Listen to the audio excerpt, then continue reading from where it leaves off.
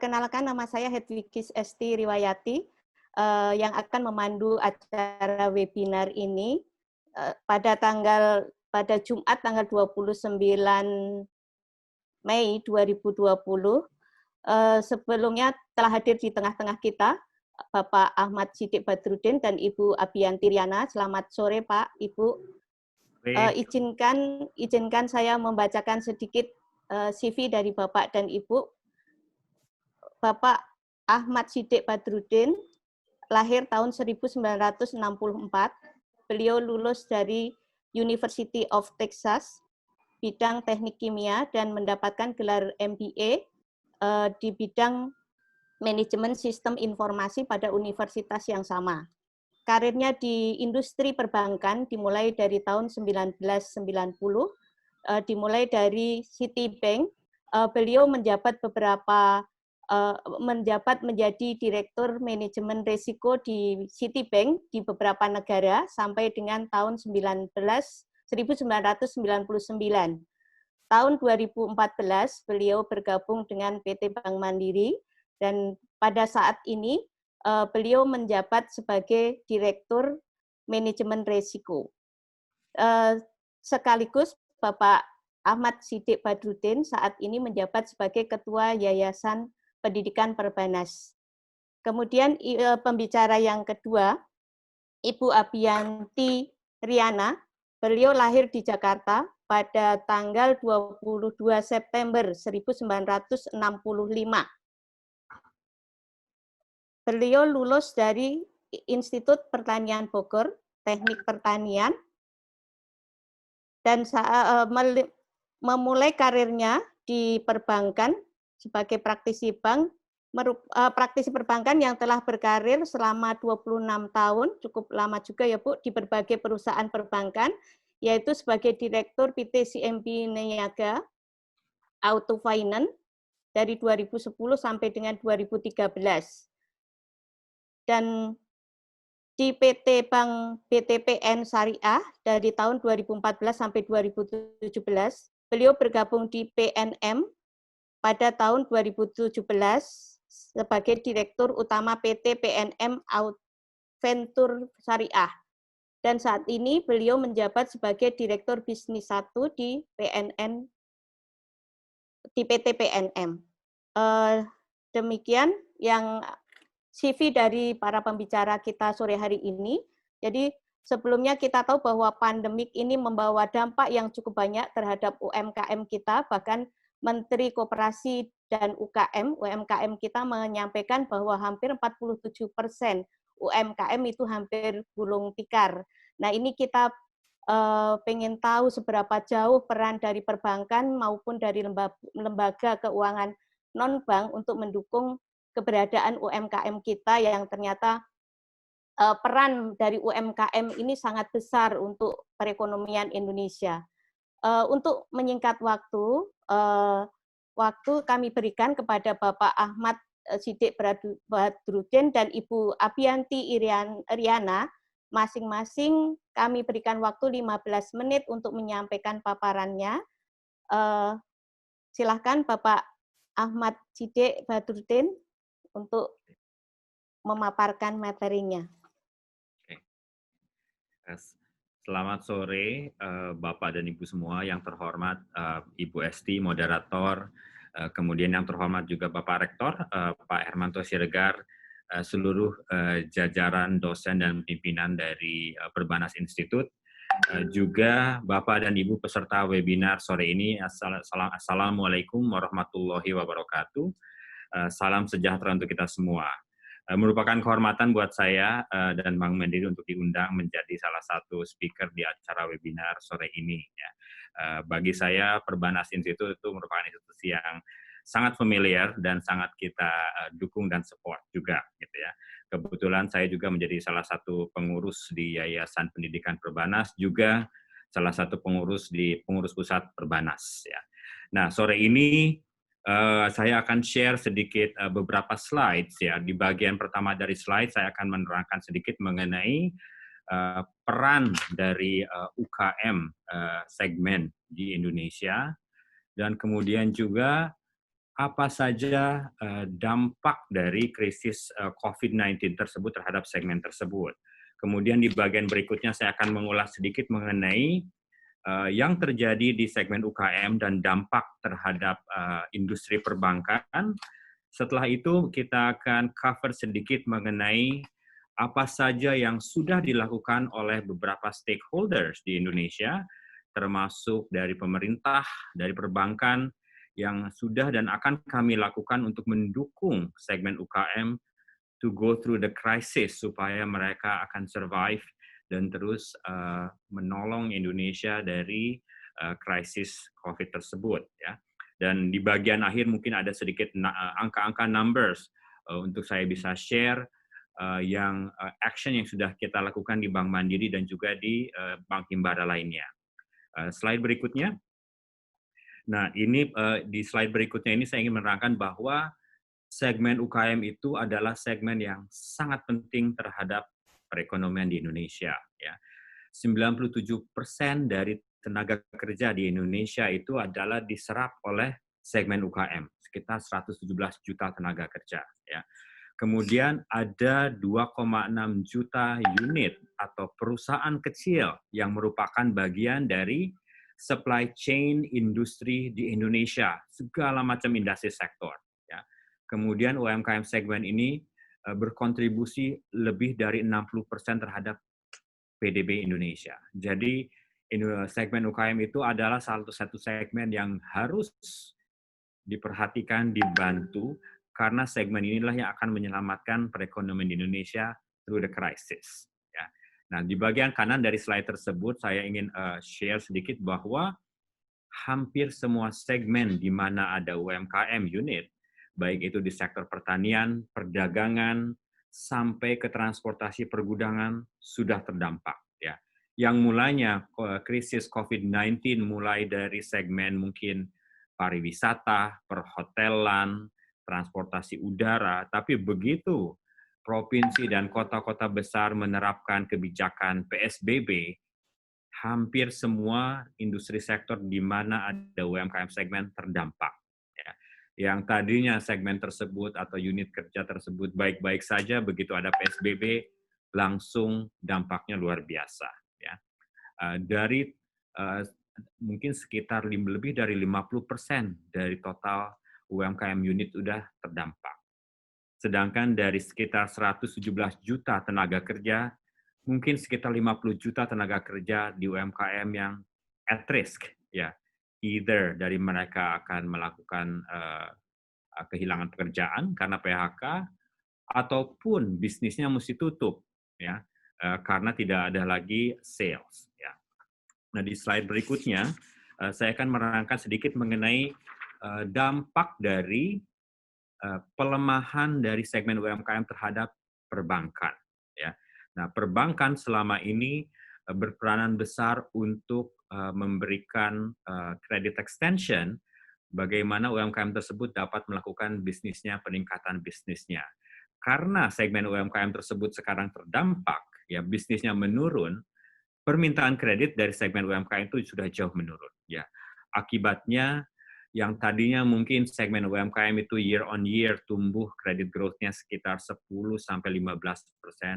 Februari sudah turun sekitar 7,8%, sekarang mungkin sudah low single digit bahkan mungkin negatif, ya, karena run off dari existing kredit lebih besar daripada pertumbuhan kredit baru. Ya. Kemudian sektor perbankan salah satu sumber revenue yang utama dari Bank Mandiri ataupun bank-bank lainnya adalah net interest income. Ya. Net interest income itu adalah suku bunga yang kita charge terhadap kredit yang kita berikan ke berbagai segmen, termasuk kepada UMKM segmen. Ya. Nah, karena COVID crisis tersebut, NIM perbankan pun akan tergerus. Saat ini mungkin sekitar 4,5-4,6%. Februari pun sudah 4,8%. Nah, kemudian karena segmen UMKM tersebut bisnisnya menurun, ya, kemampuan mereka untuk mengembalikan pokok cicilan ataupun bunga dari kredit yang mereka ambil dari perbankan terganggu. Ya. Akibatnya, non-performing loans dari segmen UMKM di perbankan diperkirakan akan terus naik. Ya. Selama ini, UMKM NPL-nya boleh dibilang cukup manageable, sekitar 2-2,55%, tapi mungkin dalam beberapa bulan kemudian akan melakukan peningkatan yang luar biasa. Akibatnya, perbankan pun harus meningkatkan pencadangan, credit provision atau CKPN, karena akan meningkat jumlah kredit dari UMKM yang menjadi non-performing loans. Ya. Kemudian ada potensi dari permodalan atau capital adequacy ratio dari perbankan akan menurun karena meningkatnya NPL. Ya. On the right side juga karena kita juga terjadi krisis di mana krisis tersebut mulai dari kesehatan, ya, bank-bank juga sudah melakukan penyesuaian operasional cabang. Jumlah cabang yang dibuka juga diturunkan, kemudian jumlah ataupun jam waktu kerja untuk operasional cabang-cabang di kantor Bank Mandiri dan bank lainnya pun sudah dikurangi. Ya. Kemudian kita juga melaksanakan berbagai macam protokol untuk melayani customer during this crisis seperti physical distancing, ya, dan lain-lain. Kemudian tidak tersedianya mungkin public transport yang sebanyak sebelum krisis, ya, mengakibatkan juga traffic atau volume bisnis di cabang-cabang kami juga menurun. Ya. Kemudian juga karena kegiatan ekonomi, aktivitas juga menurun selama krisis tersebut, peredaran uang kas inflow dan outflow juga menurun. Ya. Akan tetapi transaksi yang mungkin selama ini dilakukan melalui cash, sekarang sudah mulai beralih lebih banyak lagi ke electronic channel. Ya.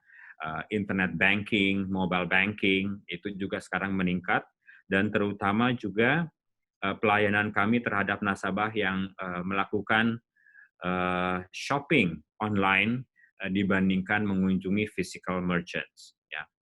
Nah, akan tetapi jumlah transaksi di EDC yang ada di toko-toko di merchant juga mengalami penurunan hampir 50%. Ya. Akan tetapi yang kita sadari atau kita observe dari behavior dari customer kami di kantor cabang, ternyata tidak mudah merubah habit atau kebiasaan customer kami yang kita expect bahwa selama 2 bulan terakhir adalah makin menurunnya transaksi di cabang yang sebenarnya bisa dilakukan online, ya. Tapi ternyata setelah kita lihat MIS-nya masih banyak sekali customer yang prefer untuk datang ke kantor cabang melakukan transaksi seperti fund transfer ataupun cash withdrawal yang sebenarnya bisa dilakukan tidak di kantor cabang. Ya. Nah, di halaman berikutnya saya akan share sedikit apa saja yang sudah dilakukan oleh beberapa key stakeholders untuk mensupport UMKM segmen. Jadi kalau kita lihat ada berbagai rangkaian kebijakan dari Presiden dan juga kebijakan-kebijakan lain dikeluarkan oleh berbagai macam entitas government dan regulator untuk mensupport segmen UMKM. Ya. Presiden Jokowi di awal bulan Maret memberikan arahan bahwa kita semua stakeholders di Indonesia harus membantu memberikan keringanan kredit, ya, bagi masyarakat yang secara ekonomi terdampak pandemi krisis tersebut. Ya. Kemudian ditindaklanjuti oleh OJK yang membuat atau meng-issue POJK nomor 11, basically meng-outline kebijakan yang mempermudah banking industry untuk memberikan kebijakan restructuring ataupun modifikasi dari terms and condition dari kredit, terutama UKM, untuk debitur-debitur yang memang terdampak oleh COVID. Ya. Dan kebijakan tersebut sangat membantu banking industry untuk melaksanakan berbagai macam program untuk membantu para debitur yang terdampak. Ya. Kemudian di akhir bulan Maret juga pemerintah mengeluarkan Perpu nomor 1, ya, di mana di dalam Perpu tersebut ada alokasi tambahan APBN sebesar 405 triliun untuk membantu negara kita to go through this crisis. Ya. Dari dana 405 triliun tersebut, sebagian, yaitu 150 triliun, akan digunakan untuk berbagai program di dalam naungan umbrella program pemulihan ekonomi nasional. Yang satunya adalah bagaimana perbankan dapat mensupport segmen UMKM. Jadi 150 triliun sebagian besar akan digunakan untuk membantu para debitur di segmen UMKM. Ya. Kemudian di pertengahan April, Kementerian Menko Perekonomian itu mengeluarkan Permenko nomor 6 yang basically memberikan keringanan bagi segmen UKM yang boleh dibilang paling bawah, yaitu para penerima KUR, kredit usaha rakyat, di mana untuk debitur penerima KUR yang terdampak bisnisnya oleh COVID akan mendapat keringanan tambahan subsidi bunga. Ya. Jadi yang tadinya 10% itu dibayar oleh pemerintah dan 6% itu dibayar oleh debitur, sekarang yang 6%-nya pun untuk 3 bulan pertama dibayarkan langsung oleh pemerintah, jadi debitur tidak bayar bunga sedikit pun. Kemudian untuk 3 bulan yang kedua hanya membayar 3% dari 6% tersebut. Jadi merupakan bantuan yang luar biasa. Ya. Kemudian juga mereka diberikan kesempatan untuk penundaan angsuran ya selama 6 bulan. Jadi pokoknya tidak usah dibayar selama 6 bulan. Kemudian bunganya 3 bulan pertama tidak usah bayar apapun, ya. Kemudian di 3 bulan kedua hanya bayar 3%. Ya. Nah ini sudah mulai jalan. Ya. Kemudian juga untuk PP tahun nomor 23 yang terbit di awal Mei itu adalah kebijakan pemerintah untuk membantu industri perbankan untuk melakukan atau melaksanakan program restru dengan lebih masif lagi. Ya. Nah, kebijakan restru yang dijalankan oleh perbankan basically memberikan penundaan pembayaran pokok dan atau penundaan bunga selama maksimum 12 bulan ke depan. Ya. Nah, bagi bank-bank tertentu, kalau dalam 12 bulan tidak mendapatkan pembayaran pokok dari debiturnya, kemungkinan bank tersebut akan mengalami liquidity problem, ya karena tidak ada cash flow yang masuk, ya. Sedangkan bank tersebut sehari-hari harus membayar cash flow out. Misalnya kalau ada debitur atau nasabah yang ingin mencairkan deposito, bank harus mengeluarkan cash. Kemudian bank harus membayarkan bunga dari deposito atau tabungan dari debitur. Bank-bank harus membayarkan gaji pegawai. Bank-bank harus membayarkan semua operational expenses, ya seperti sewa gedung kantor cabang, bayar tagihan listrik, dan lain-lain, sedangkan tidak ada cash flow coming in karena mayoritas mungkin a big portion of the credit itu diberikan penundaan pokok. Ya. Nah, dengan adanya PP nomor 23, pemerintah akan membantu bank-bank tersebut untuk penempatan dana sebesar jumlah pokok dari kredit UMKM yang ditunda sampai dengan 12 bulan. Jadi bank-bank tersebut tidak perlu memikirkan mengenai kebutuhan likuiditas karena kebutuhan likuiditas tersebut akan di-cover oleh pemerintah untuk sementara waktu sampai program restructuring untuk UMKM tersebut selesai. Ya.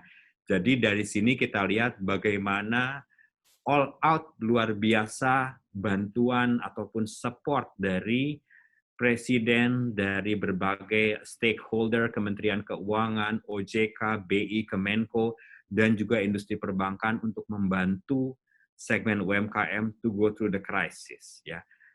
Tujuan utama dari semua kebijakan tersebut adalah pertama, supaya segmen UMKM itu tidak melakukan PHK besar-besaran. Ya. Supaya semua kebijakan ini bisa membantu segmen UMKM untuk doing business at the minimum, ya, sampai krisis itu berakhir. Ya. Kedua adalah supaya segmen UMKM tersebut bisa membayar operational expenses selama krisis berlangsung 6-12 bulan. Ya. Ada nanti program-program di mana pemerintah akan membantu perbankan memberikan working capital loan untuk UMKM yang membutuhkan selama 6 bulan, 12 bulan ke depan. Ya. kemudian juga bagaimana UMKM segmen tersebut dapat bertahan dan kalau krisis selesai bisa survive dan balik lagi bisnisnya dengan cepat. Ya. Dan itu sangat penting untuk negara kita supaya segmen UMKM-nya survive. Di dalam krisis-krisis ekonomi yang sejarah mungkin dari tahun 98, ya, terbukti bahwa segmen UMKM boleh dibilang segmen yang cukup resilient dan bisa membantu perekonomian ini untuk get back into our feet setelah krisis selesai. Nah, di halaman berikutnya ada 3 bantuan besaran khusus untuk UMKM, ya, yang dilaksanakan oleh industri perbankan dengan bantuan berbagai program dari pemerintah. Yang pertama adalah program restructuring kredit terhadap debitur UMKM, ya, di mana dalam POJK 11 itu diperbolehkan untuk melakukan penundaan pembayaran pokok, penundaan pembayaran bunga, perpanjangan jangka waktu kredit, ya, dan itu semua dibolehkan sampai maksimum 12 bulan. Kemudian seperti saya jelaskan earlier bahwa pemerintah mengeluarkan dana untuk memberikan subsidi bunga terhadap kredit-kredit UMKM dengan limit yang di bawah 10 miliar. Ya. Kemudian program ketiga yang besar juga adalah yang sedang disiapkan sekarang, mungkin dalam 1-2 minggu ini akan operasional, adalah bagaimana pemerintah membantu industri perbankan untuk memberikan working capital loan terhadap debitur UMKM yang terdampak. Ya. Dalam situasi normal, pemberian working capital loan atau modal kerja diberikan biasanya untuk debitur UMKM yang sehat, yang bisnisnya bagus, yang prospeknya baik. Ya. Akan tetapi pada saat krisis, majority dari UMKM debitur tersebut harus kita berikan bantuan restructuring, penundaan pokok. Akan tetapi banyak juga untuk debitur tersebut tidak cukup kalau hanya perbankan memberikan penundaan pokok. Ya. Banyak dari mereka yang kembali ke kita bilang, Pak Sidik, terima kasih kami sudah dibantu diberikan restructuring untuk penundaan pokok dan bunga selama 12 bulan. Akan tetapi itu tidak cukup, Pak. Ya. Kalau kita tidak diberikan additional money untuk menggaji pegawai, untuk bayar tagihan listrik, untuk membayar tagihan sewa warung saya, untuk membeli sedikit barang yang supaya kita bisa tokonya kita bisa buka jualan sedikit, ya. Tanpa bantuan-bantuan tersebut, penundaan pokok dan bunga saja tidak cukup, ya.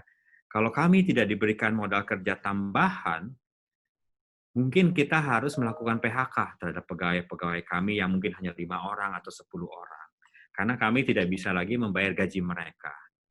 Kami juga mungkin tidak bisa bayar tagihan listrik dan lain-lain. Nah, akibatnya kalau mereka bisnisnya mati 3, 6 bulan, 9 bulan ke depan, mungkin kemungkinan mereka untuk survive dan bangkit lagi setelah COVID-19 crisis selesai mungkin sangat kecil.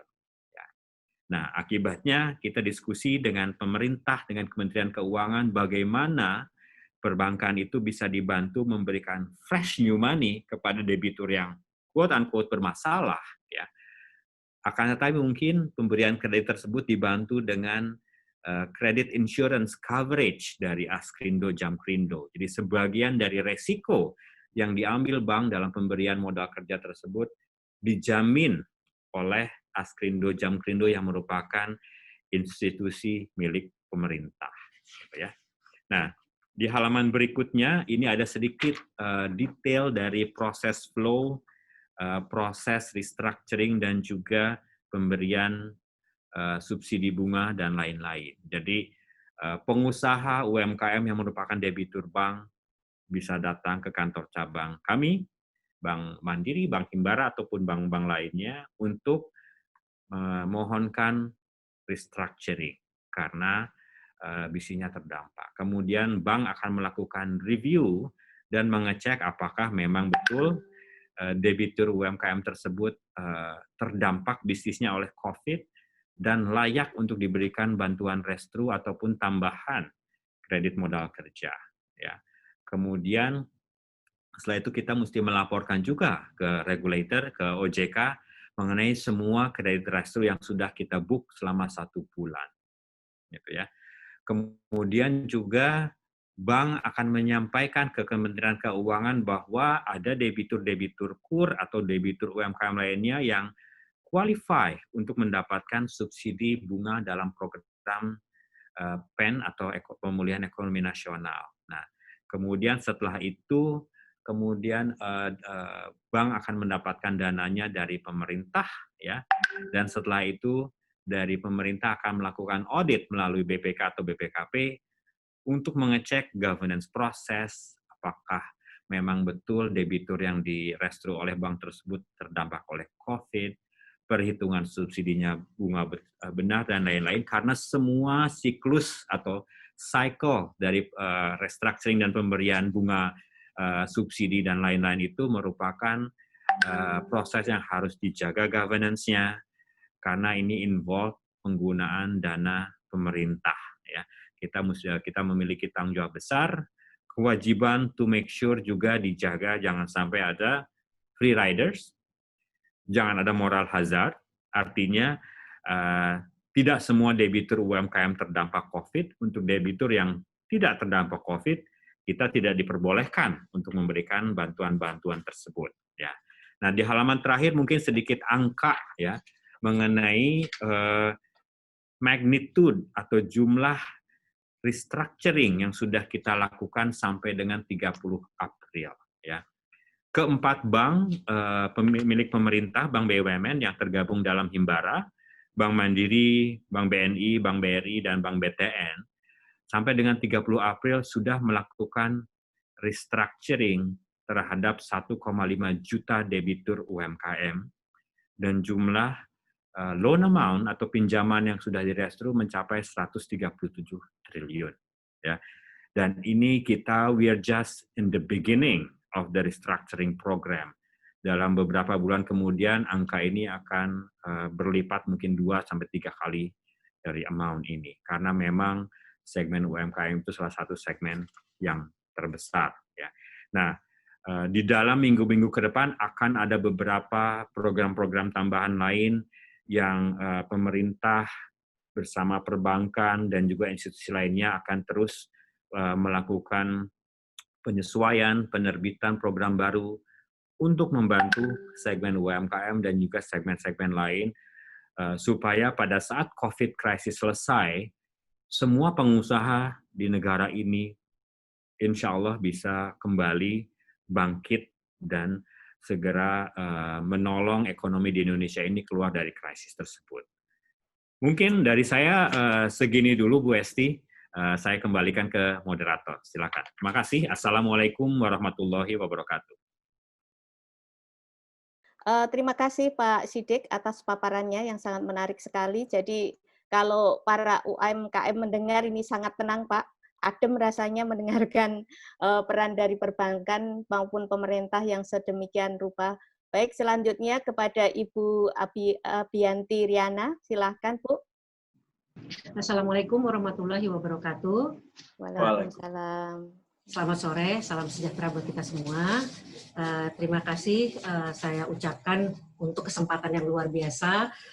Perkenalkan, nama saya Abiyanti Riana dan saat ini dipercaya menjabat menjadi Direktur Bisnis di PNM, dan perkenalkan juga saya mendapatkan kehormatan menggantikan Direktur Utama kami, Bapak Arief Mulyadi, untuk bisa membawakan webinar ini dalam tema peranan LKMB ya, berarti kalau tadi Pak Siddiq dari bank, kami dari lembaga keuangan non-bank.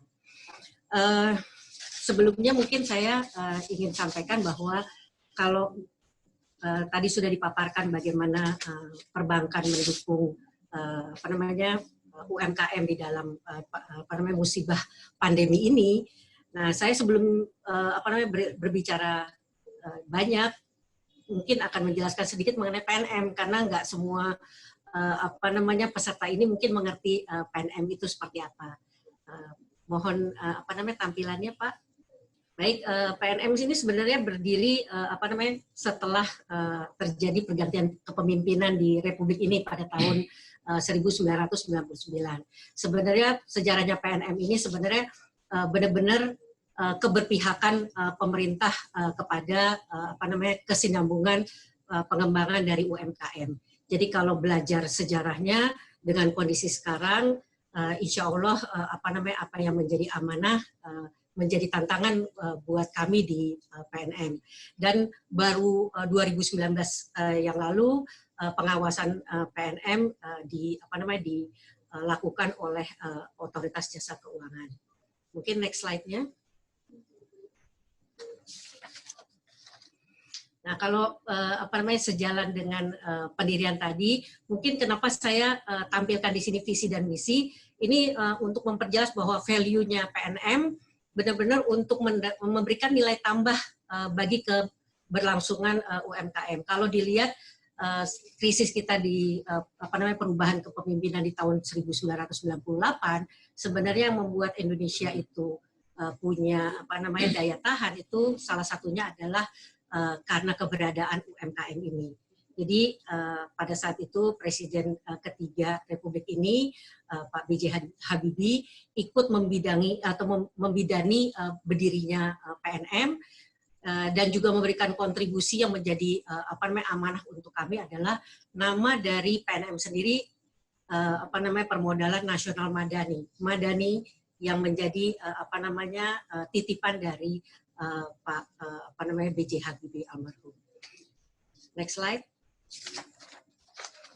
Nah, ini mungkin buat peserta webinar, bagaimana PNM itu melakukan pemberdayaan pelaku usaha UMKM. Kita punya program dan produk itu dimulai dari produk mekar, terus dilanjutkan sampai akhirnya nanti nasabah PNM ini mampu menjadi nasabah bank, atau kalau istilah kerennya bankable gitu ya. Nah, kenapa kita gambarkan ini? Karena sebenarnya PNM ini sebenarnya antitesisnya dari perbankan. Kalau nanti Pak Sidik tahu bahwa PNM ini sebenarnya membiayai orang-orang yang belum punya pengalaman berbisnis. Jadi untuk mekar ini sebenarnya nanti ada penjelasannya bahwa kita hadir untuk membangun mental entrepreneurship di di awal sebagai bagian dari merubah behavior masyarakat Indonesia. Next slide. Nah, ini sekilas mengenai posisi PNM di Maret 2020. Jadi PNM ini sebenarnya punya produk dua yang sekarang ada di ULAM, itu kelasnya adalah mikro kecil, sementara yang satunya adalah program mekar itu sekarang mungkin menjadi segmen baru, yaitu ultramikro. Kalau bicara rupiahnya, pendanaan atau pembiayaan atau fasilitas permodalan yang kita berikan untuk mekar itu maksimum cuman 5 juta, sementara ulamnya itu dimulai dari 25 juta ke atas. Jadi kalau tadi ngeliatin gambar kesinambungan itu di tengah-tengahnya ada mekar plus, ada ketersambungan yang nanti memang kita sedang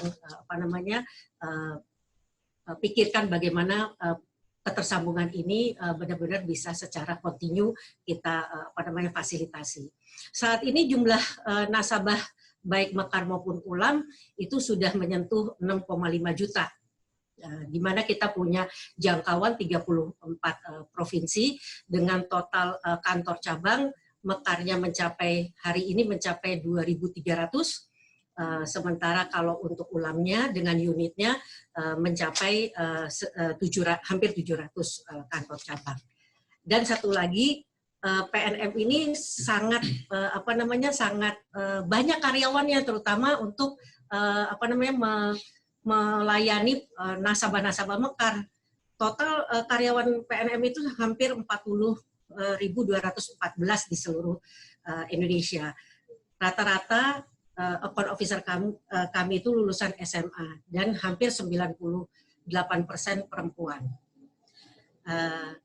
Juga kalau dilihat apa yang menjadi amanat dari pemerintah pada saat didirikan, khususnya Presiden ketiga kita ingin bahwa PNM tidak hanya memberikan sekedar modal secara finansial, tetapi juga harus melengkapi dengan intelektual, dengan social capital, sehingga di PNM ini tidak bisa hanya program ataupun produk yang dikedepankan, tetapi kita punya uniqueness di PNM yang namanya pengembangan kapasitas usaha, dan itu menjadi satu bundling dengan produk karena merupakan kelebihan dari PNM selaku LKPB.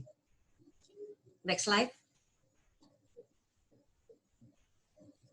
Nah, kira-kira supaya dapat gambaran apa sih kontribusinya PNM pada saat dampak pandemi ini, mungkin saya sedikit kasih gambaran ilustrasi mengenai model bisnisnya. Karena model bisnisnya PNM khususnya yang Mekar, kalau untuk Ulam model bisnisnya nanti mikro, kalau Mekar ini model bisnisnya layanannya berbasis kelompok. Dan saat ini memang dedikasi kami hanya kepada perempuan di kategori prasejahtera. Sehingga cara melakukan pendekatannya yang diutamakan adalah pembentukan mental usaha. Kalau slogannya di masyarakat yang menjadi peserta program ini, kita membangun kejujuran, kedisiplinan, dan kerja keras. Itu yang merupakan modal utama bagaimana kita merubah behavior atau pola perilaku dari perempuan prasejahtera, mengisi waktu luangnya. Jadi konsep awal itu adalah mengisi waktu luangnya menjadi lebih produktif. Dan kita juga ingin, karena ini sifatnya kelompok dan kelompok itu harus berdekatan. Jadi ada batasan lingkungan, sehingga diharapkan akan terbangun kerukunan dan kekeluargaan serta gotong royong. Dan pastinya kita membangun mental usaha, hitungan kesuksesan itu adalah pembiasaan budaya menabung. Karena pembangunan mengenai program membina ekonomi keluarga sejahtera atau Mekar ini diharapkan ibu-ibunya mampu menjadi pendukung ekonomi keluarga. Kriterianya tadi saya sampaikan memang harus perempuan, terus terbentuk kelompok, minimal kelompok itu antara 10 sampai dengan 30. Terus udah gitu metode yang kita gunakan adalah metode tanggung renteng. Jadi pembiayaan kami ini tanpa jaminan.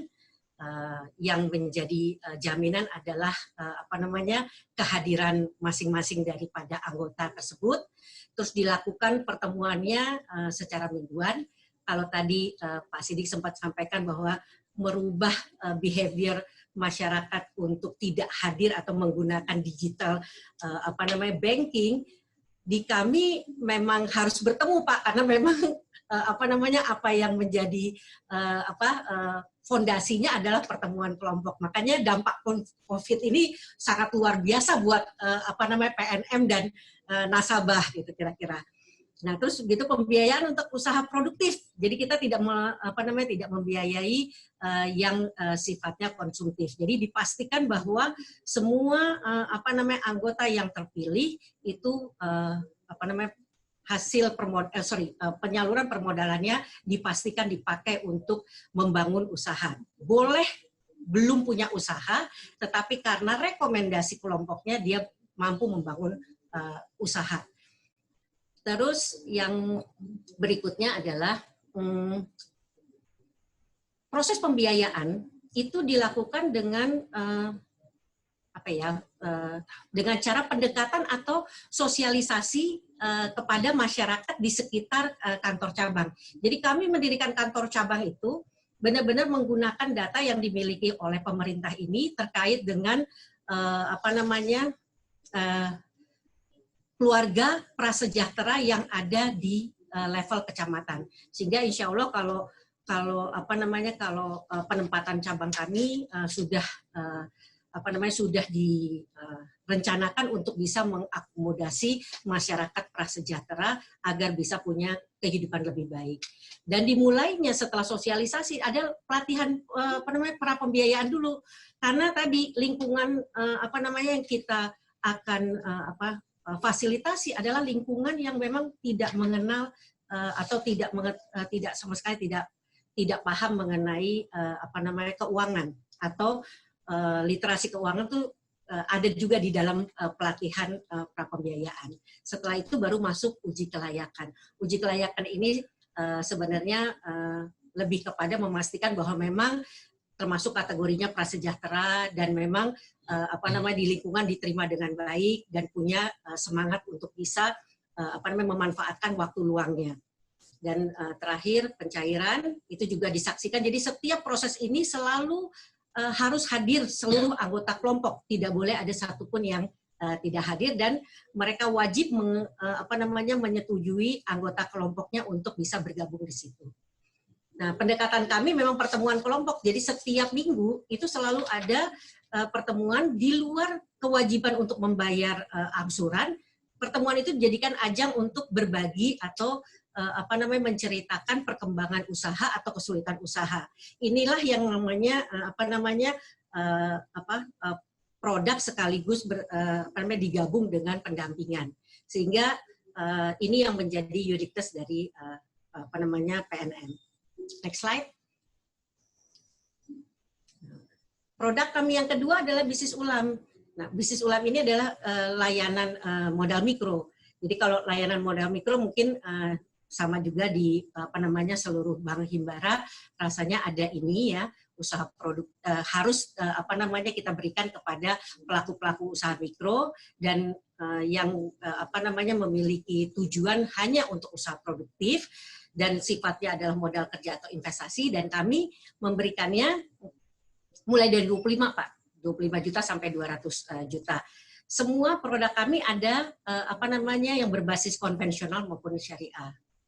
Dalam prosesnya juga sama, kalau di ulam karena memang lebih well educated gitu ya, nasabahnya, calon nasabahnya, sehingga pemetaan potensinya itu lebih lebih mudah. Terus dilakukan verifikasi usaha, analisa kelayakan dan pencairan, dan sama lagi Pak, selalu harus ada Bapak Ibu peserta ini selalu harus ada kita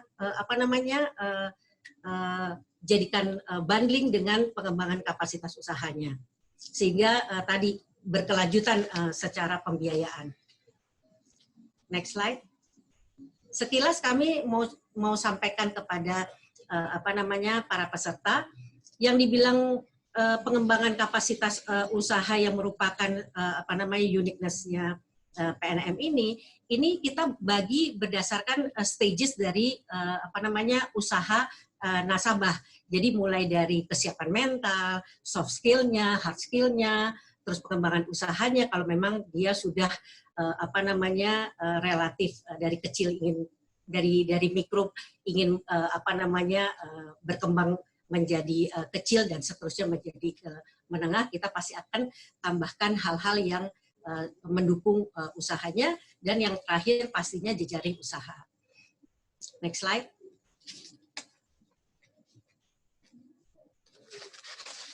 Ini sedikit bagaimana program kerja di PNM ini sebenarnya dari mulai nasabah prasejahtera sebagai pengusaha pemula kita dampingin dan kita bina sampai dia berkelanjutan dan akhirnya akan menuju ke mikro, terus akan menuju ke nasabah yang siap diantarkan berbanking. Jadi memang misinya kami seperti itu. Jadi harusnya dengan nasabah PNM yang jumlahnya hampir 6,5 juta, insya Allah kalau tadi program-program pemerintah bisa diaplikasikan, mudah-mudahan akan lahir pengusaha-pengusaha yang layak terbang yang akan menjadi prospek dari teman-teman di Himbara. Next slide-nya. Nah, mungkin ini antisipasi apa yang dilakukan PNM selama wabah COVID atau antisipasi new normal. Jadi boleh next slide, Pak. Jadi sebenarnya gini, kalau saya boleh ibaratkan bahwa wabah COVID ini adalah badai gitu ya. Kita akan membagi status atau kondisi nasabah PNM ini menjadi 3 kondisi. Jadi ada kondisinya yang lumpuh atau tidak berusaha lagi. Jadi kalau berdasarkan data kami saat ini kurang lebih itu sekitar sebenarnya yang mengajukan penundaan atau relaksasi itu ada sekitar 40% dari total 6,5 juta, dan dari 40% itu 14% kami belum bisa sentuh karena terkendala dengan adanya PSBB, baik PSBB yang diberlakukan oleh tingkat provinsi maupun yang lokal setempat. Tetapi sisanya itu ada sekitar 33% dari 40% itu yang tutup atau terpaksa tutup. Nah, ini karena kalau saya bilang tutup atau terpaksa tutup, kalau terpaksa tutup tuh karena PSBB tadi yang memungkinkan dia untuk bisa memiliki aktivitas ya. Jadi khusus untuk yang PLEPS ini kami melakukan penundaan sejak tanggal 1 Maret yang lalu. Ya. Tetapi karena tadi cara pendekatannya PNM adalah mereka tidak datang ke kantornya PNM, khusus yang mekar, dan kalau yang ulam karena sudah ada digital, jadi mereka menjadi nasabahnya perbankan sehingga mereka melakukan pembayaran lewat lewat e-banking, ya. Nah, yang untuk yang mekar karena harus dengan pertemuan sebelum adanya COVID ini, inilah yang sebenarnya PNM sudah melakukan new normal karena kita tidak bisa lagi melakukan pertemuan. Ini yang merubah behavior secara mendasar di proses bisnisnya PNM.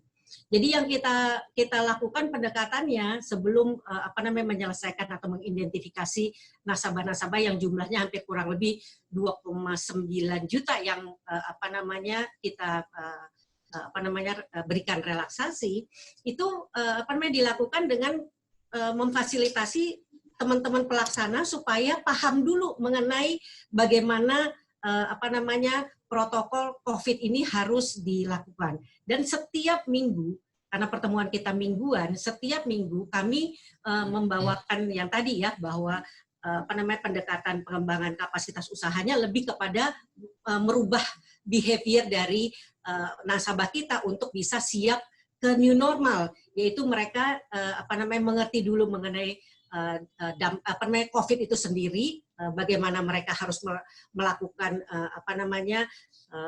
pertemuan dengan menjaga jarak, kebersihan, cuci tangan aja. Rasanya nih mungkin kita sharing ya, bagaimana caranya mengedukasi masyarakat dengan intelektual yang sangat rendah, sehingga akhirnya digunakan 20 menit itu nyanyian balonku ada 5, supaya dia tahu bahwa itu udah cukup bersih dan mekanismenya juga sampai kita ajarin sampai detail. Terus udah gitu bagaimana dengan yang menurun. Nah, yang menurun juga kita lakukan pendataan dan secara total, secara keseluruhan, yang menurun ini itu masih bisa menyisihkan. Jadi mereka dalam seminggu itu yang biasanya harusnya dibayar hari Senin, dia mundur 2-3 hari. Karena pendapatannya kurang antara pendapatannya turun antara 30% sampai yang paling drastis itu adalah 70%. Tetapi karena udah terbangun kebiasaan menyisihkan tabungan tadi dan karena kami juga punya pembiayaan itu berkelanjutan, jadi mereka tetap menjaga komitmen supaya bisa memenuhi pembayaran angsuran agar mendapat modal tambahan baru pada saat kondisi ini sudah membaik. Tetapi rencana kami adalah begitu tanggal 1 Juni besok, insya Allah kita akan mulai mendata dan memberikan tadi fasilitas bagaimana mereka bisa memulai atau membangun usaha kembali dengan beberapa peluang yang ada. Nah, terus juga ada growing juga, pastinya Pak, karena biar bagaimanapun Bapak dan Ibu peserta, di dalam bisnis ini kalau dilihat secara keseluruhan PNM itu masih memiliki repayment rate-nya saat ini masih 65%. Padahal yang terdampak itu 2,8 juta. Tapi tadi karena memang dibangunnya rata-rata mereka sudah berhubungan dengan PNM, khususnya yang mekar itu antara 3 sampai 4 tahun. Sehingga budaya mereka untuk mempertahankan sumber pendapatan untuk membantu keluarga menjadi menjadi didahulukan. Dan yang kenyataan yang didapat sekarang adalah bahwa ibu-ibu peserta program mekar ini tadinya menjadi pendukung usaha pendukung ekonomi tambahan keluarga, malah sekarang jadi berubah menjadi pemberi income utama dalam keluarga, karena para bapak atau para suaminya itu mengalami tadi kondisi-kondisi yang terdampak secara drastis, yaitu kehilangan sumber penghasilan. Mungkin itu yang kami siapkan. Jadi khusus untuk yang kolaps atau yang tutup tetap kita dampingi. Jadi setiap seminggu sekali tetap teman-teman itu masih ketemu dan menggunakan protokol COVID, dan juga memastikan bahwa nasabah kami pun mengerti dan paham itu. Sampai saat ini alhamdulillah karyawan kami tidak ada yang terkena COVID, alhamdulillah, yang jumlahnya tadi 40.000, dan nasabah sampai hari ini hanya terlaporkan 2 dan sudah sembuh juga. Ya, terus untuk next slide, ini sebenarnya gambaran, next slide lagi. Seperti yang saya ceritakan, next slide lagi. Bahwa proses yang kami lakukan pada saat diumumkan pandemi, yang berubah duluan adalah di PNM-nya, karena PNM ini cara pendekatan khususnya yang nasabahnya terbanyak itu ada di Mekar, dengan pertemuan, dengan bersosialisasi bersama nasabah gitu. Nah, ini yang sekarang dilakukan perubahan secara proses bisnisnya. Jadi sebenarnya PNM sudah melakukan new normal sejak dilakukan pengumuman pandemi tadi. Dan adaptasi PNM sendiri itu tidak bisa dilakukan di satu sisi hanya SDM, tetapi semua lini bisnisnya, infrastrukturnya, partnership-nya, sampai proses dan teknologinya, kita sekarang sudah dalam proses mempersiapkan bagaimana seolah-olah besok itu kondisi itu sudah harus berjalan. Jadi istilahnya new normal ini adalah hidup produktif berdampingan dengan COVID.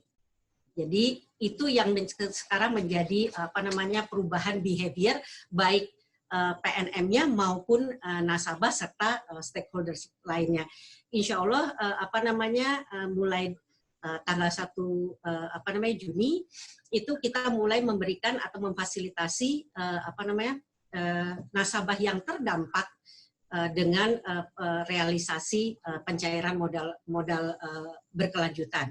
Kalau dari informasi secara angka, mungkin saya juga sampaikan bahwa sampai dengan hari ini, sejak diumumkan COVID, PNM sudah menyalurkan 2,3 triliun. Jadi mungkin antitesisnya dengan perbankan mungkin seperti itu, karena mau nggak mau kita harus melakukan itu supaya bisnis berkelanjutan buat nasabah yang tadi yang ada kesempatan grow atau bisnisnya sedikit menurun, itu bisa menjadi penopang dari kelompoknya yang kebetulan tidak diuntungkan sehingga harus menutup usahanya sementara.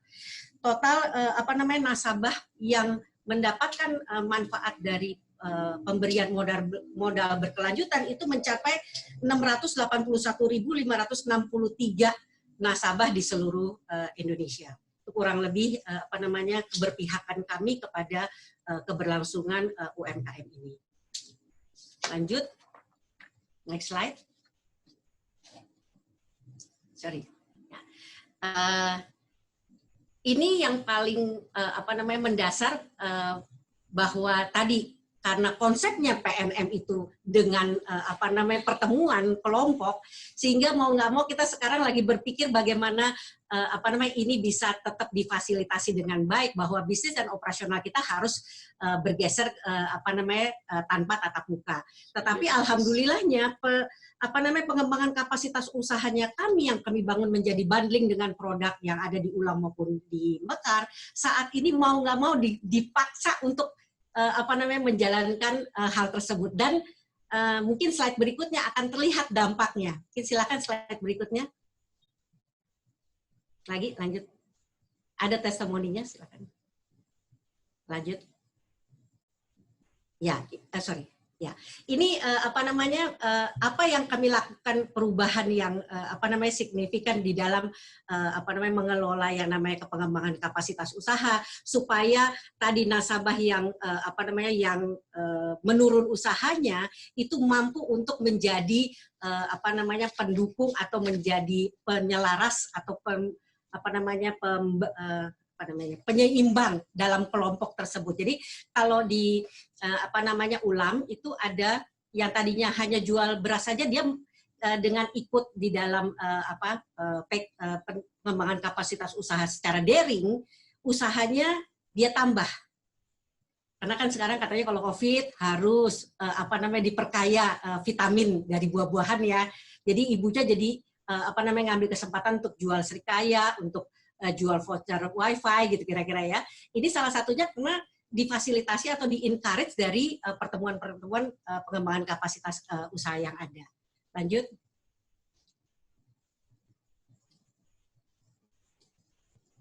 Nah ini awalnya berharap kemarin ya, Lebaran kemarin kan harapannya kalau yang usahanya jahit baju tuh harusnya merupakan panennya buat nasabah kami di Mekar.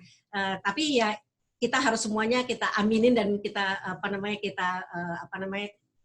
jadikan ini pengalaman yang berharga dan menjadikan satu value bahwa merubah mental untuk adaptif terhadap kondisi itu terjadi dan nyata bagaimana teman-teman di di lapangan ini mampu merubah behavior dari nasabah kami. Jadi yang lalu menjahit baju terus akhirnya dia bisa merubah menjadi menjahit masker, dan itu satu peluang buat kami untuk meyakinkan nasabah untuk bisa segera bangkit kembali dan merubah apa yang menjadi talentanya menjadi menyesuaikan dengan kondisi yang ada. Baik, next slide. Mungkin kira-kira seperti itu apa yang kami lakukan di PNM, dan kedepannya kami sebenarnya untuk relaksasi itu di kurang lebih tidak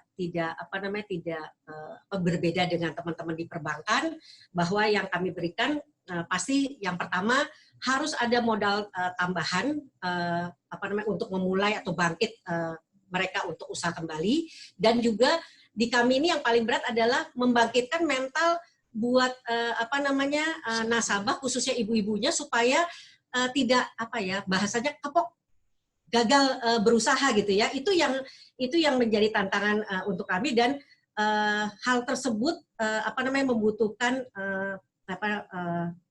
alat cara komunikasi karena nasabah kami sangat tersebar. Terus petugas kami pun levelnya di pendidikan di SMA, tetapi kalau boleh dibilang itu adalah keunggulannya PNM, karena dengan hadirnya petugas kami yang perempuan dan SMA, hubungan yang dibangun itu adalah hubungan anak dan ibu. Sehingga apapun yang diajarkan atau apapun yang disosialisasikan itu tidak relevansi mereka. Sehingga itu yang menguntungkan buat kami merubah behavior dari dari kondisi wabah ini menjadi new normal yang akan dicanangkan oleh pemerintah. Mungkin demikian yang saya dapat sampaikan. Insya Allah ini bermanfaat buat seluruh peserta webinar. Harapan saya sharing ini juga memberikan pengalaman yang banyak. Terima kasih juga Pak Sidik, banyak manfaatnya juga dan masukan buat kami di PNM, dan juga saya berterima kasih juga kepada Institut Perbanas ini dengan kesempatan yang demikian. Insya Allah apa yang menjadi harapan pemerintah dapat direalisasikan, karena kemudahan kita bisa diterima pendekatan apapun, kalau sosialisasinya kurang tepat itu akan menyulitkan secara keseluruhan. Dan UMKM ini saya punya keyakinan bahwa apa yang dilakukan terhadap UMKM minimal PNM dengan 6,5 juta nasabah, berarti kalau dikalikan dengan hasil sensus di Indonesia, satu keluarga itu adalah 4 anggota, insya Allah kita sudah memberikan kontribusi ke 26 juta penduduk Indonesia ini untuk bisa siap menghadapi atau menjalankan new normal. Mungkin itu saja. Mohon maaf kalau ada kata-kata yang tidak berkenan. Insya Allah lain waktu kita bisa bertemu kembali dan berbagi ilmu atau berbagi pendekatan dan pengalaman yang berharga buat perkembangan Indonesia ke depan. Salam sehat selalu. Wassalamualaikum warahmatullahi wabarakatuh. Waalaikumsalam. Baik, demikian tadi paparan dari Ibu Abiyanti. Terima kasih Ibu. Luar biasa bahwa PNM itu memiliki 2 nasabah, kelompok nasabah, Mekar dan Ulam. Jadi intinya PNM dalam menghadapi pandemi ini untuk merubah behavior dari nasabah. Baik, selanjutnya kita lanjutkan dengan diskusi. Akan para peserta, Bapak Ibu yang ingin menanyakan langsung kepada Pak Sidik atau Ibu Abiyanti, silakan.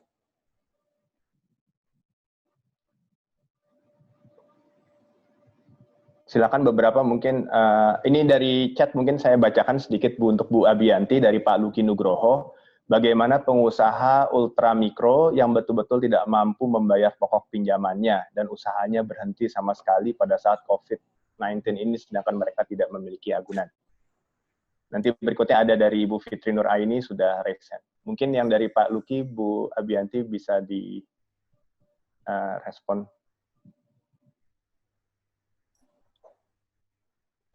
Silakan Ibu Abiyanti, ada pertanyaan. Ya, Pak Luki ya. Terima kasih atas pertanyaannya, Pak. Jadi buat nasabah kami totalnya tadi hampir 40% dari 2,9 juta yang memang usahanya berhenti ya. Dan usaha berhenti ini karena terdampak langsung seperti yang tadi ya, pariwisata, terus udah gitu mungkin industri-industri yang menyediakan atau mendukung pabrikan, jadi banyak kan industri makanan di kami itu, atau pedagang kelontong ya. Memang kami memberikan relaksasi sesuai dengan apa yang diarahkan pemerintah juga. Jadi saat ini mereka mendapatkan kompensasi tidak membayar angsuran selama 6 bulan. Gitu ya, dan 6 bulan itu tidak semuanya 6 bulan. Jadi kita juga melakukan pendekatan kira-kira situasi dan lingkungannya seperti apa, karena kebanyakan kenapa sampai hari ini kita punya repayment rate ataupun collection rate itu khususnya untuk Mekar itu masih 2%, itu karena tadi bahwa kita benar-benar mendampingi mereka untuk bisa merubah atau beradaptasi dengan kondisi yang ada. Bahkan kelompoknya pun, jadi ini kelebihannya tadi, walaupun tidak punya jaminan, tetapi kelompok yang dibangun itu punya toleransi atau solidaritas yang sangat kental, sehingga petugas kami itu dimudahkan untuk bisa mengidentifikasi ibunya tersebut gagal berusaha atau tutup usahanya itu karena apa, dan apakah kami masih bisa memfasilitasi dengan pemberian fasilitas tambahan. Jadi tadi sampai hari ini sampai dengan sampai dengan akhir Mei, hari ini akhir Mei ya, itu kita masih menyalurkan 2,3 T, itu khusus untuk Mekar saja, dan impact-nya kepada 681.000 sekian nasabah kita. Jadi begitu memang ternyata dia punya talenta, usaha yang tutup karena misalnya jual makanan, tetapi adanya tuh di sekolah. Sekolah kan semua tutup. Nah itu yang kita gali dengan hasil diskusi, menyebabkan mereka timbul keinginan untuk usaha dan tahu usahanya harus kemana, gitu kira-kira. Jadi kalau benar-benar udah tidak bisa usaha karena memang sangat tergantung misalnya pariwisata, ya kita kasih relaksasi berupa penundaan angsuran selama 6 bulan. Begitu Pak, cukup ya, Pak? Terima kasih. Ini mungkin masih ada lanjutan pertanyaan. Ya. Oh iya, silakan. Mungkin yang ke Pak Sidik ya. Ya, ke Pak Sidik, ini ada beberapa chat ini Pak Yayo, mohon izin saya bacakan dulu ya Pak Yayo. Silakan Bu Esti. Baik, ini dari Pak Rudi, apakah BMRI yang melakukan reprofiling nasabahnya, terutama untuk UMKM, dan bagaimana mitigasi terhadap UMKM at risk untuk 6 bulan ke depan atau pasca the new normal? Saya bacakan yang lainnya lagi ya Pak Sidik. Ada lagi ini dari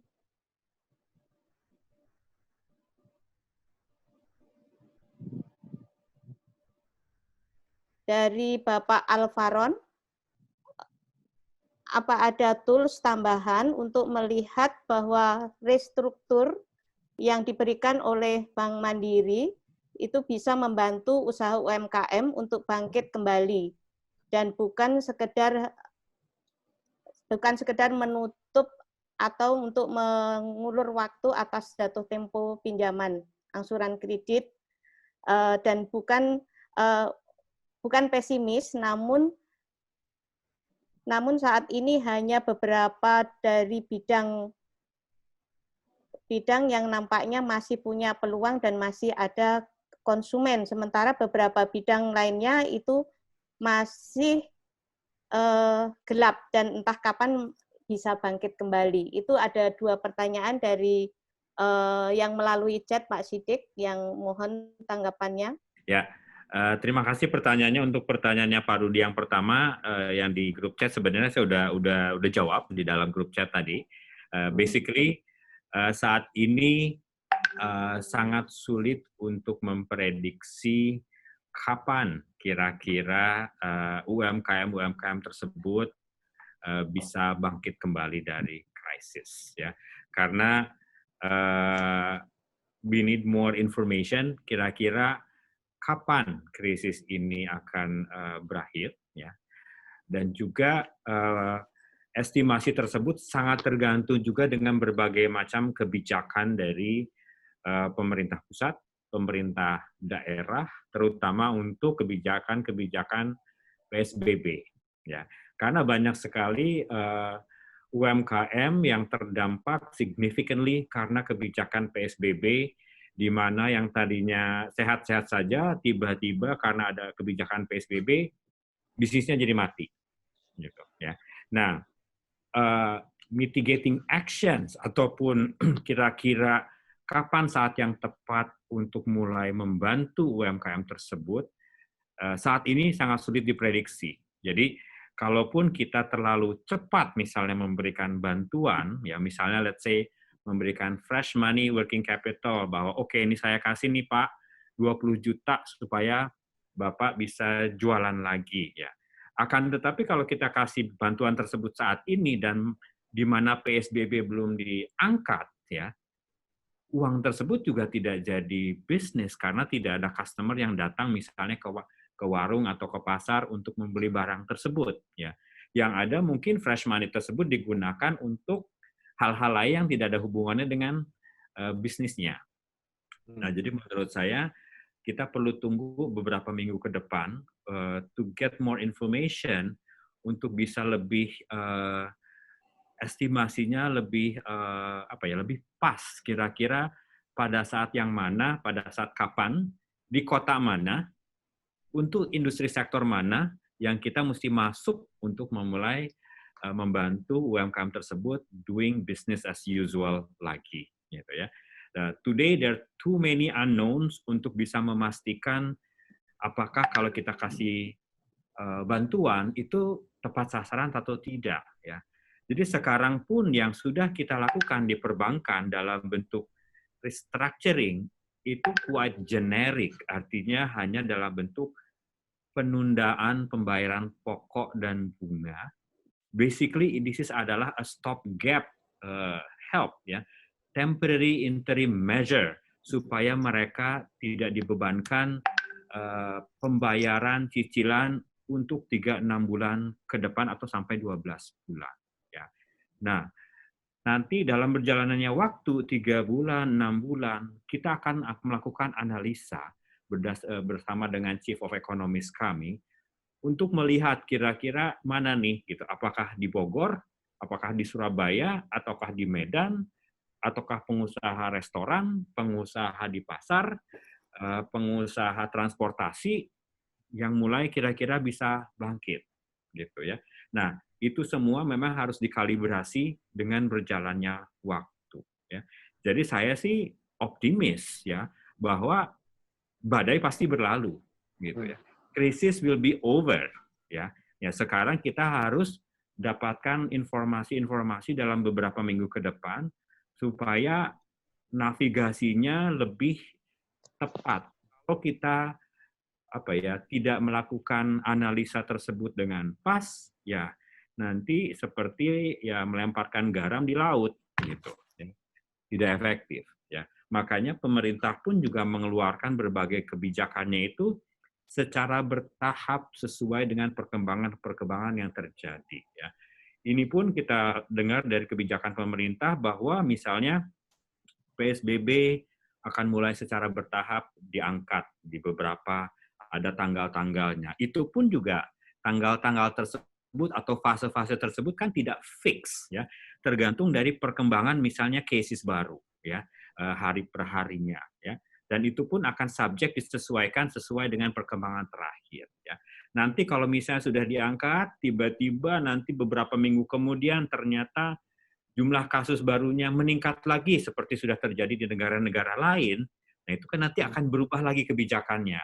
Nah, kita di perbankan maupun di tempatnya Bu Abianti juga kita harus secara dinamis menyesuaikan kebijakan kami dan memonitor, ya, supaya nanti kita terus mengkalibrasi tindakan kita dengan pas. Jadi ini merupakan marathon run lah, ya, ini jaraknya, jadi nggak bisa dengan cepat kita melakukan action dan, tapi harus terus melakukan kalibrasi dan memerlukan memang kesabaran dan stamina yang tinggi, gitu ya.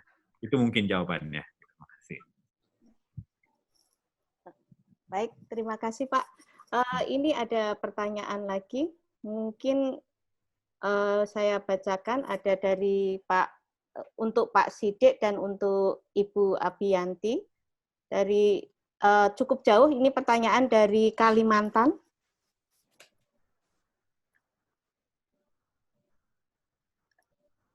Ini dari Bapak Dimas Gatot Suseno, asal dari Kalimantan Utara. Jadi ada pertanyaan buat Bapak Ahmad Sidik Badrudin. Ada salah satu bank hanya penundaan pinjaman pokok saja tetap.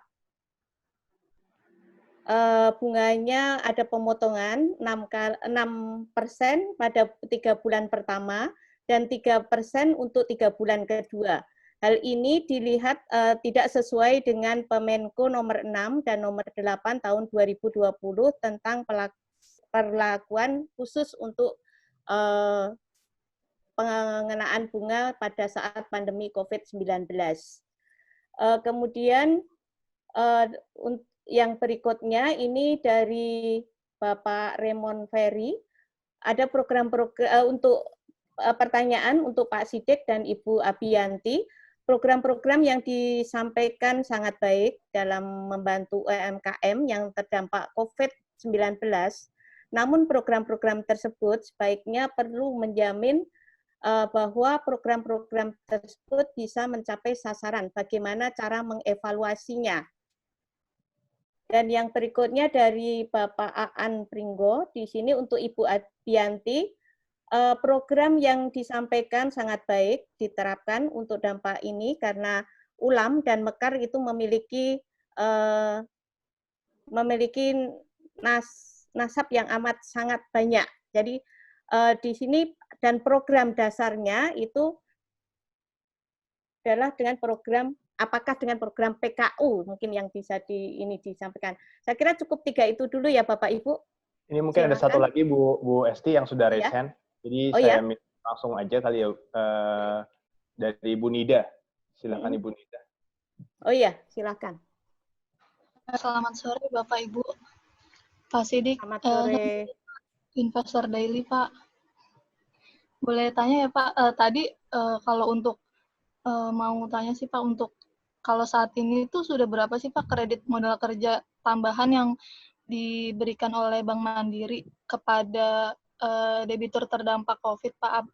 Apa sudah mulai memberikan kredit baru, itu nilainya berapa Pak? Kemudian sektor mana sih Pak yang masih potensial untuk diberikan kredit di kuartal kedua ini Pak, dan sepanjang tahun ini? Kemudian juga Pak, kalau tadi dibilang kan akan berpengaruh ke NPL ya Pak untuk restrukturisasi ini. Boleh tahu Pak untuk CKPN yang ditambah Mandiri itu berapa ya Pak setelah adanya pandemi ini?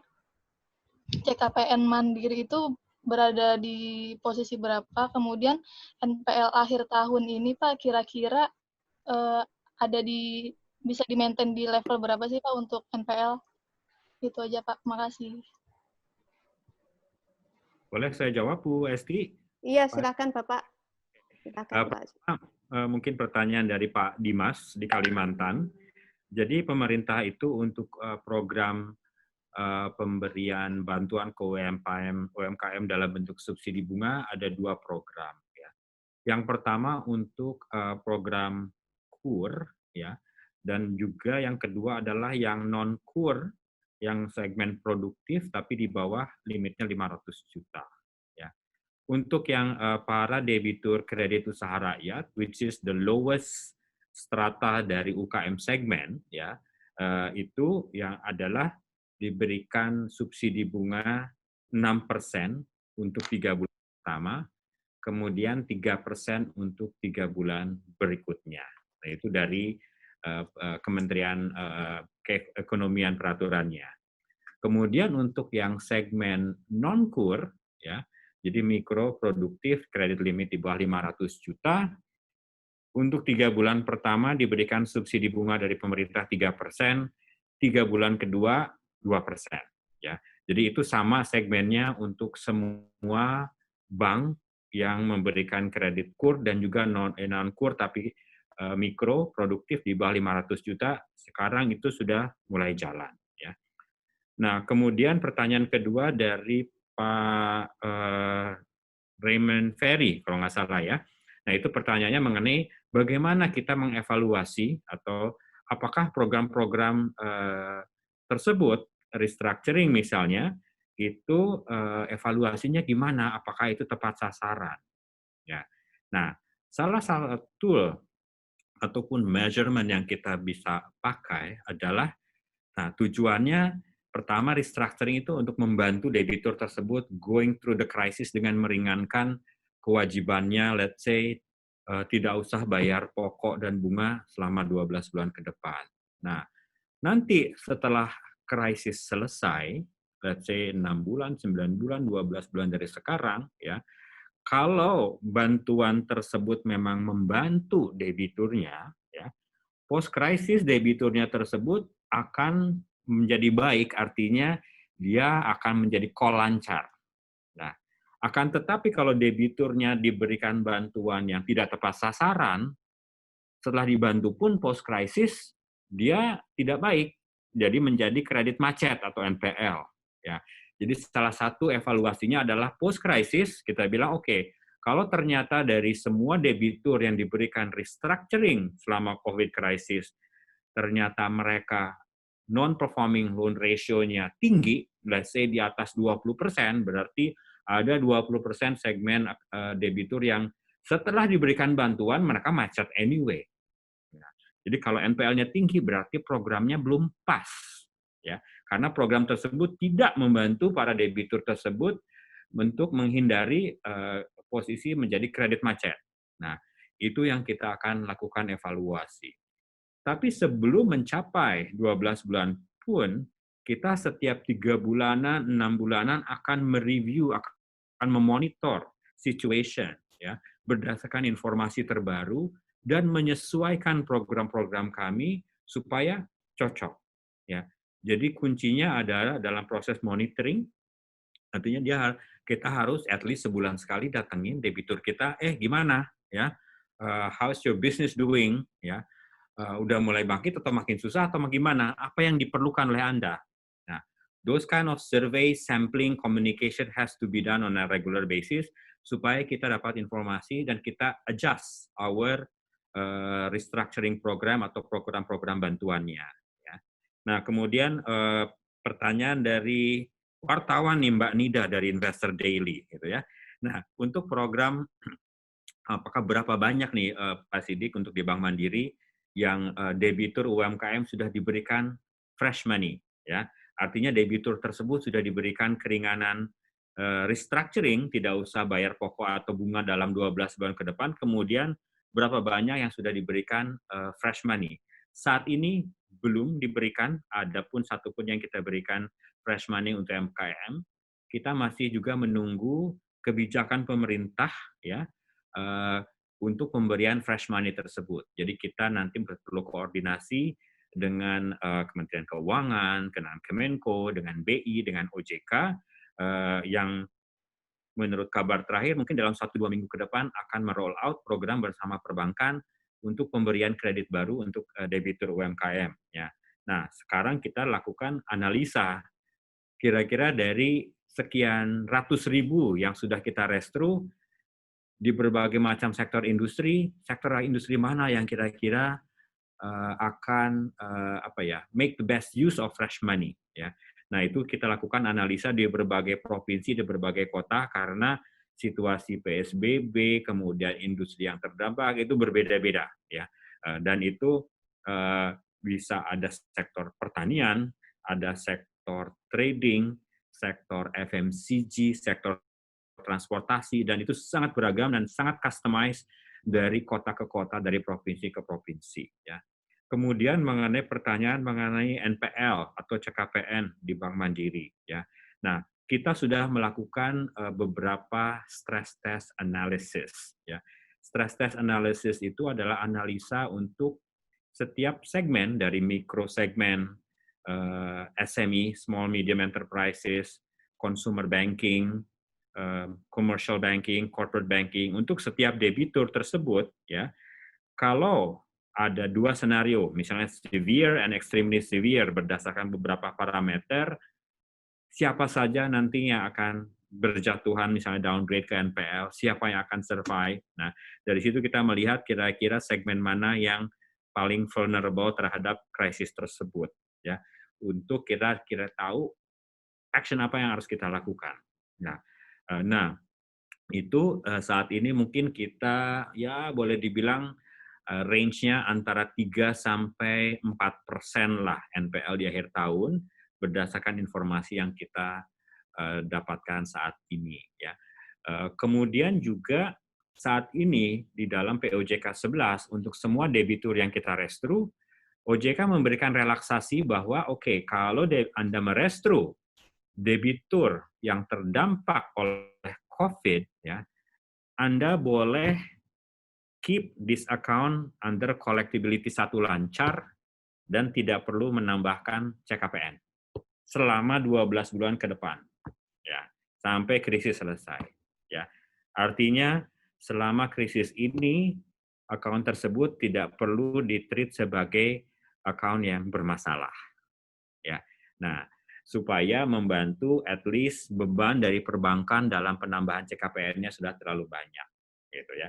Tapi in the meantime, Bank Mandiri melakukan our own analysis bahwa debitur-debitur yang kita restru sekarang, ya, mungkin secara kebijakan OJK dibolehkan menjadi call 1 lancar. Akan tetapi kan sebenarnya mereka bukan debitur lancar, mereka debitur yang terdampak, debitur yang quote unquote bermasalah. Ya, yang sebagian post crisis akan survive, ya, and be a good borrower dan call lancar. Nanti post crisis ada juga sebagian yang akan jatuh dan jadi NPL dan tidak bisa bangkit lagi, sebagian dari mereka.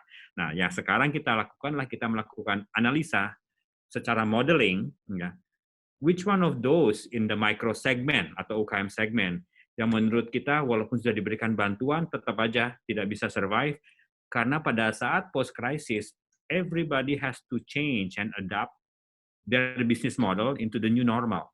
Karena dunia bisnis, dunia hidup kita, dunia bekerja kita 12 bulan sekarang akan berbeda dibandingkan sebelum ada krisis. Ya, seperti Bu Abianti bilang, ya. Sekarang in the past PNM itu modelnya ya harus face to face, physical meeting, ya, in order for the business model for PNM to work, ya. Nah, sekarang harus ada social physical distancing, ya.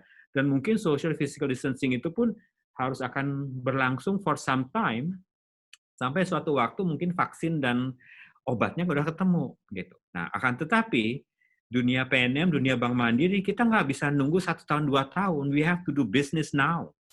Gitu ya. Nah, bagaimana kita menyiasati berdamai dengan COVID and continue to do our business dengan cara yang aman dan safe, tapi tetap serving our customers.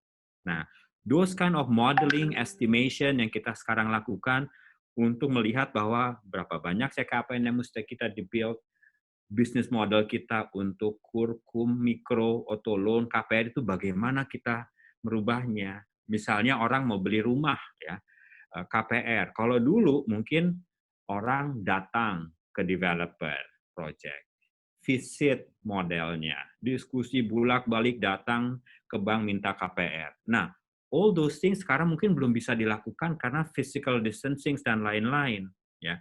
Nah, bagaimana kita bisa memberikan KPR auto loans, ya, tanpa harus bertemu muka, gitu ya. Sekarang pun saya melakukan restructuring itu semua tanpa bertemu muka dengan debitur, semuanya melalui electronic channel, melalui email, melalui video conferencing, melalui WhatsApp, melalui sending dokumen elektronik. Yang dulu itu that's a big no-no in banking industry. Kalau kita memberikan kredit atau melakukan restructuring, has to be face to face, saya harus mendatangi bisnisnya untuk mengecek, dan itu kita nggak bisa lakukan sekarang. Nah, itu kita harus berubah semua bisnis processes kita going forward because the world under the new normal will be very different from today. Nah, itu udah menurut saya sih. Tapi ya suatu saat krisis ini akan berakhir. Ya, jadi tinggal ya untuk yang para debitur kita dan semua pemain di financial service industry yang tidak bisa menyesuaikan di dalam the new normal, they will not be able to survive. Oke, silakan mungkin Bu Abianti untuk menambahkan. Baik, sangat komprehensif yang disampaikan Pak Siddiq sudah. Tapi perspektif dari PNM tentunya tadi kita punya PR yang sangat luar biasa karena memang kita punya 413.000 kelompok yang harus dilayani setiap harinya, itu jadi berubah semua. Dan sebagai informasi bahwa pertemuan kami itu memang di rumahnya nasabah, sehingga kalau tadi kita masuk di segmen prasejahtera, terbayangnya ruangan yang sempit untuk bertemu 10 dan 30 orang ini yang sekarang jadi challenge buat kita, bagaimana kita tetap hadir, memotivasi mereka untuk tetap usaha. Bahkan kondisi sekarang ini jadi berubah, tadinya ibunya hanya menjadi support ekonomi keluarga, sekarang menjadi yang utama mendukung ekonomi keluarga. Ini yang memacu kita semua untuk berproses bagaimana memudahkan dan memampukan teman-teman di lapangan untuk bisa memfasilitasi itu semua. Jadi kita masih berproses, tetapi tentunya dengan pertemuan atau masukan atau pertanyaan tadi memacu kita untuk juga mempercepat proses ini semua supaya benar-benar bisa pulih. Kalau sederhananya masukan atau harapan dari pelaksana di lapangan, ketemu dengan nasabah secara individu, itu men-trigger kita untuk bisa lebih cepat berproses merubah behavior bisnis yang ada di PNM. Itu kira-kira Pak. Kalau pertanyaannya saya tadi juga ada ya kalau nggak salah. Terkait dengan, tadi pertanyaannya. Oke. Boleh saya jawab langsung yang pertanyaan tadi ya Pak? Ada. Iya, bisa langsung saja Bu, mungkin karena memang waktunya juga sudah. Tadi ada pertanyaan bagaimana proses pengembangan kapasitas usaha pada saat sebelum COVID dan sesudah COVID. Jadi kalau sebelum COVID kita lakukan secara tradisional dengan melakukan workshop gitu ya, terus dimonitor. Misalnya contoh workshop pengembangan kapasitas usaha buat pengrajin kopiah gitu ya. Nah, bagaimana kualitasnya menjadi lebih baik dan bagaimana pasar di di luar daerahnya itu memiliki kebutuhan. Nah, itu kita ajarkan secara tradisional dengan workshop. Habis itu dilakukan monitoring hasil pelatihan tersebut dalam waktu 3 bulan dan kita lihat dari hasil tersebut kira-kira terjadi perubahan pengembangan usahanya menjadi lebih meningkat atau ternyata dia nggak bisa mengikuti apa yang menjadi arahan atau request dari potensi pasar yang dibuka di dalam pelatihan tersebut. Atau kalau yang sederhananya yang buat mekar itu adalah bagaimana mendaftarkan makanan yang contoh bawang goreng deh ya. Bawang goreng ini bisa diterima di supermarket gitu yang setempat, karena kan supermarket yang lalu itu boleh ada produk lokal setempat. Itu kan harus ada IPRT ya, izinnya. Nah, itu bagian dari kami untuk melakukan pelatihan dan mendampingi nasabah sampai mendapatkan izin tersebut dan diterima di toko-toko modern untuk bisa mereka mendapatkan perluasan pasar. Nah, kalau sekarang COVID ini lebih banyak kita sebenarnya melakukan pendampingan merubah mental daripada nasabah kami yang tadi bahwa keraguannya mereka untuk meningkatkan usahanya, karena terus terang kami ini pembiayaan atau permodalannya hanya 25 minggu dan 50 minggu sehingga tidak bisa atau persisnya setiap hari itu ada yang jatuh tempo, dan jatuh temponya karena jumlahnya udah jutaan jadi sangat banyak. Jadi dari mulai sebelum COVID dan sekarang kami sebenarnya sudah sudah memfasilitasi sekitar hampir 700.000 tadi ya yang saya sampaikan. Tetapi itu belum cukup. Ternyata memang yang berdampak itu, jadi kami tuh dari posisi terakhir 6,4 juta, sekarang posisi kami tuh 6,2 juta. Jadi ada 200.000 nasabah kami yang terhenti. Gitu. Nah, itu yang jadi PR bagaimana mengencourage mereka untuk bisa siap kembali berusaha dan melihat peluang usaha dicocokkan dengan talentanya. Kalau memang talentanya ibunya adalah masak, tadinya masaknya warteg gitu ya, terus demand-nya berkurang karena sekolah ataupun kayak sekarang PSBB nih orang yang berkantor itu jadi WFH gitu ya. Nah, kita rubah bagaimana mereka bisa dari rumahnya keluar dari wilayah PSBB mengantarkan kepada warung yang tetap dikunjungi oleh para GoFood atau Grab Food gitu ya, karena nggak semua ibu-ibu nasabah mekar itu boleh dibilang mungkin cuma 10% kali yang paham terhadap teknologi atau gadget. Jadi tetap kita fasilitasi karena tadi kekuatannya di kelompok sehingga teman-teman yang hadir account officer kami itu menggali potensi dan menggali peluang di sekelilingnya. Mungkin kelebihannya kami itu karena bisa membaca langsung at site gitu loh, apa yang bisa kita bantu. Kurang lebih seperti itu. Baik. Baik. Ya, terima kasih Bu Esti. Silahkan. Sedikit mengingatkan waktunya sudah habis. Ya, baik. Terima kasih Pak Sidik dan Ibu Abiyanti. Sedikit saya bisa menyimpulkan pada pertemuan hari ini bahwa tadi sudah disampaikan oleh Bapak Sidik bahwa peran penting Bu Abiyanti juga bahwa UMKM ini yang akan menyelamatkan perekonomian negara kita di masa pandemi ini.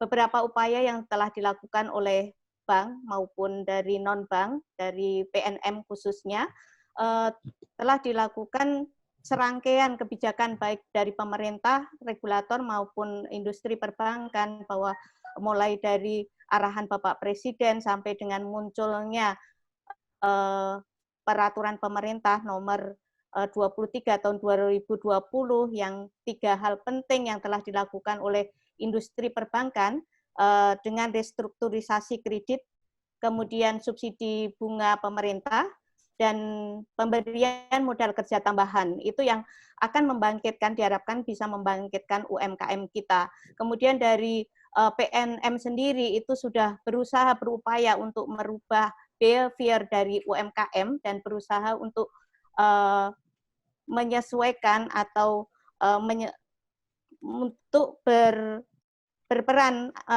ke dalam new normal atau tatanan normal yang baru, sehingga kita bisa mengangkat kembali UMKM kita dan terutama dari golongan yang sangat rendah tadi seperti Ibu Abiyanti sudah sampaikan, yang sempat mandek usahanya, sehingga dengan dampingan dari PNM maupun perbankan nanti bisa bangkit kembali dan bisa mengatasi krisis negara kita. Demikian Pak Yayo yang bisa kami sampaikan. Terima kasih sekali lagi saya sampaikan ke Bapak Sidik dan Ibu Abiyanti atas waktunya. Pak Yayo, saya kembalikan. Ya, baik. Terima kasih. Terima kasih. Mohon maaf kurang lebihnya. Mohon maaf atas kesalahan dan ini kekurangan saya. Terima kasih. Baik, terima kasih Ibu Esti. Jadi Ibu dan Bapak sekalian, karena waktu juga ini sudah mendekati waktu maghrib. Gitu. Beberapa mungkin ada yang masih puasa Syawalan, jadi untuk yang puasa Syawalan kami juga mengucapkan mungkin sebentar lagi selamat berbuka puasa. Pak Sidik, Bu Abiyanti, terima kasih banyak.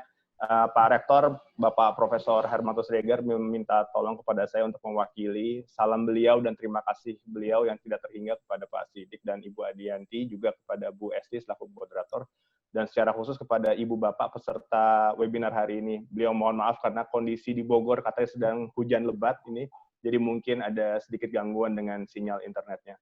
Di saat yang bersamaan mungkin juga kita harus siap-siap terima kiriman banjir kalau di Bogor tuh hujan lebat gitu ya, agak was-was juga sebenarnya.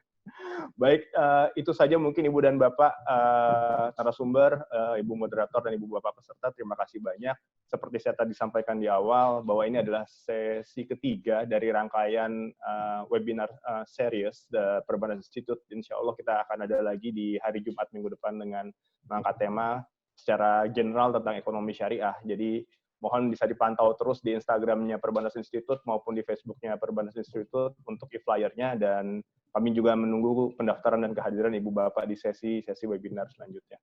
Itu saja mungkin mengakhiri sesi pada sore hari ini. Sekali lagi terima kasih banyak atas partisipasinya dan semoga apa yang kami sampaikan ini dapat bermanfaat untuk Ibu dan Bapak sekalian. Wabillahi taufiq wal hidayah. Assalamualaikum warahmatullahi wabarakatuh. Selamat sore.